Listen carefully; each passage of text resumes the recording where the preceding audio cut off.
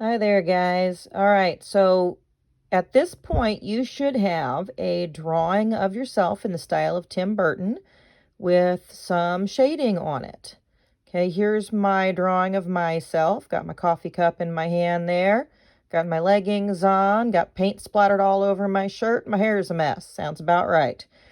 So what we're going to be doing now is figuring out what's going to happen in the background. So what I've done was I typed in Tim Burton background art, and I'm looking at examples of different things that Tim Burton may have used or that people have put together in the style of him from his different movies. And you can scroll along and take looks at different things and get some ideas. Now, I don't expect you to copy what he did, but if you look at what he's done, a lot of it is kind of lonely looking. Okay, very isolated, not a lot of other people around, kind of spooky, dark, shadowy, haunted looking, and very strange. Okay, like if you look at the doorway here, it's crooked. Okay, if you look at some of the houses and things that he's got, you know, they're very strange looking. They're not necessarily built like a normal house would look. Things might be crooked. You might have plants and things growing out of them. Okay,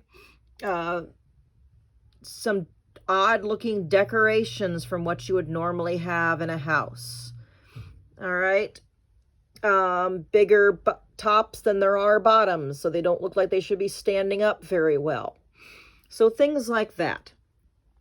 And then you're going to figure out what you'd like to do, and you're going to start drawing that in behind your person.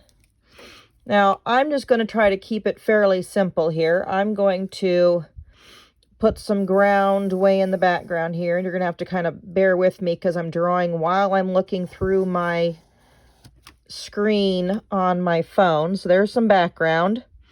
And then I want a couple of spooky trees back here. Okay, so here's the main part of one spooky tree. Goes right off the edge of my paper. Okay, and put in some spooky branches. And I want those branches to kind of look finger-like because that kind of makes them look even spookier. And then let my little branches and twigs get in here and look all dead and gross.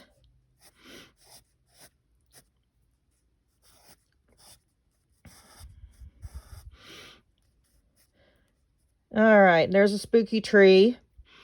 And then let's see, I might decide that since this is Tim Burton, I might add a far off hill way in the background here. And maybe put some tombstones back here.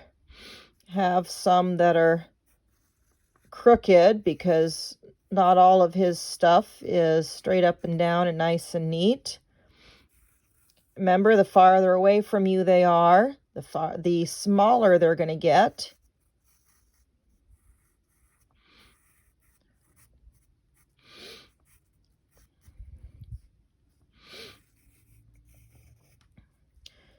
And then try to figure out from there what I want to do, because I've got this big empty space over here yet.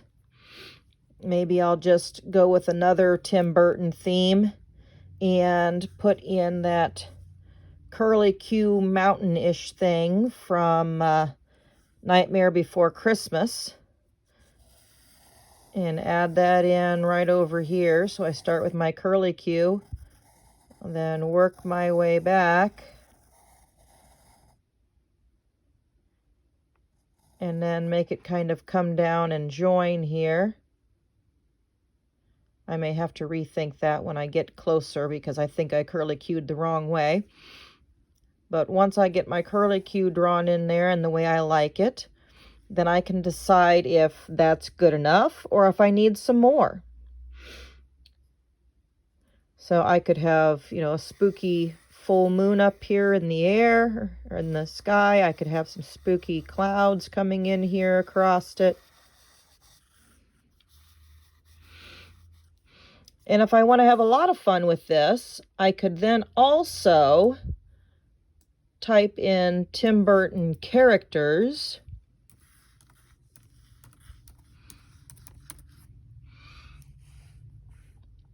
And I'm going to look at the drawings of them so I can just see the lines, and I can pull up different characters from the Tim Burton movies. And I could hide a Tim Burton character somewhere in my background. So maybe I want to hide, oh, there we go, the dog from Frankenweenie. So I can pull that up, and I can come back down here to my paper, and I can start with his little shape of his head here, and then move into his body and add his little leg, and he's got his little tail. And I know I've got some pen on my paper here, but all my good sketchbooks are at school. Put in some stitches in his ears and go from there. And you can add whatever you want in here.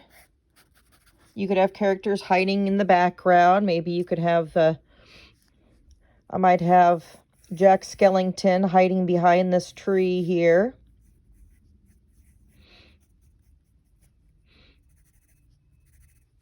And then put in his body as if he's like tucked behind this tree, so I don't have the whole thing in.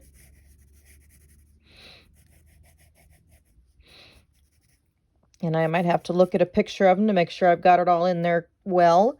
But that's what I'm going to be working on now, is just drawing in what I want in my space. I don't want big empty spaces with nothing going on, a little something here and there. And then once I'm happy with that drawing, that's where we're going to stop for right now.